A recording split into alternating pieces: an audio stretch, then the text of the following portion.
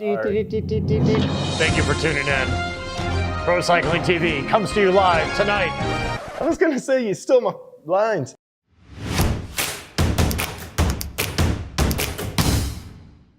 All right. Hey guys, thanks again for joining us for another episode of Pro Cycling TV. I'm here again with my partner in crime, Darren Rappaport. Good evening.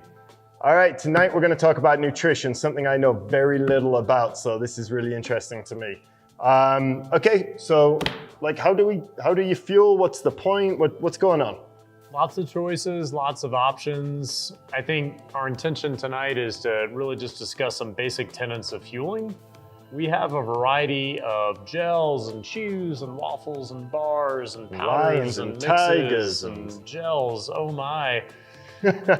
So what's a good rule of consumption? Rule of thumb for consumption? So a good starting point is time, and then a benchmark of roughly 30 to 60 grams of carbohydrate per hour. Okay. And that range is broad intentionally because everyone's ability to consume and tolerate calories based on varying levels of concentration, flavors, sweetness, is very individual in nature. So a good method is to start with 30 grams of carbohydrate per hour.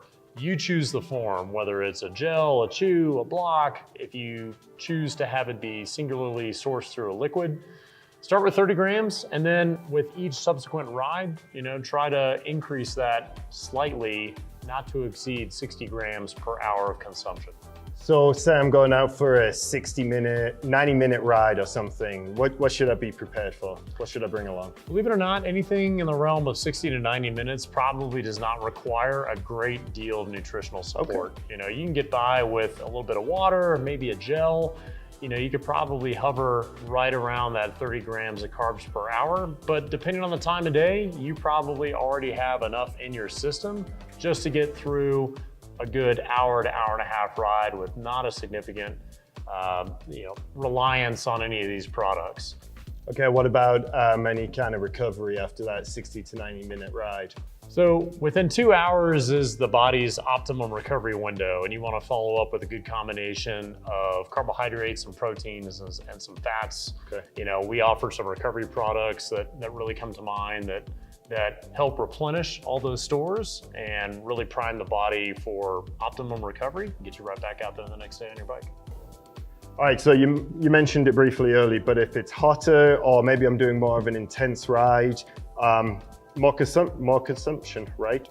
Yeah, you would think that, but unfortunately no. So as heat, temperature, and intensity increase, the body's tolerance of calories and digestion is shunted. It actually decreases.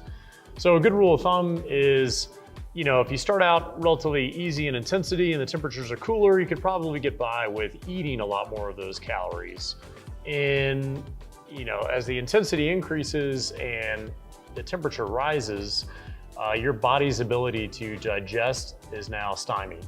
Everything else is secondary to the effects of cooling, breathing, and blood circulation. So the fact that the body says, I don't think I want to eat that right now. I don't really want to digest that right now. We got a bigger problem to solve. We got to, get this effort under control. We got to start controlling the temperature of the body. That's where you need to start replenishing with water and maybe electrolytes.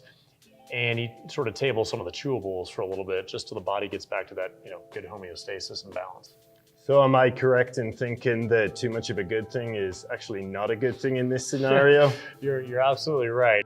Myself included, there have probably been more nutritional failures for me over the years than there have been successes. And that's where it became really just, my interest in understanding what is happening nutritionally for every rider and athlete. What do you require? What do you not require? Appropriate fueling before, during, and after. And myself as a marathon racer and a distance cross-country racer, what I'm looking for is the ability to keep it simple. I don't want something that's logistically intense where I've got to mix stuff on the fly and I've got all this stuff hanging off my bike and on my person. So I really do well as a liquid only approach. And the route that I go is to try to concentrate nearly 300 calories in a bottle Now I have to be really mindful of my hydration and just pure water intake, just to make sure that everything moves adequately. But I find that the right combination of carbohydrates, a variety of sources of carbohydrates, just help uptake all those calories that much easier, and it just keeps me staying strong for much longer. Awesome. All right, Darren, thanks again for taking the time to explain nutrition to us. Thank you guys again for watching Pro Cycling TV. If you've got any comments, leave them below and hit us up on the subscribe button, and we'll see you next week. Thanks. Thanks, Darren. See you, man.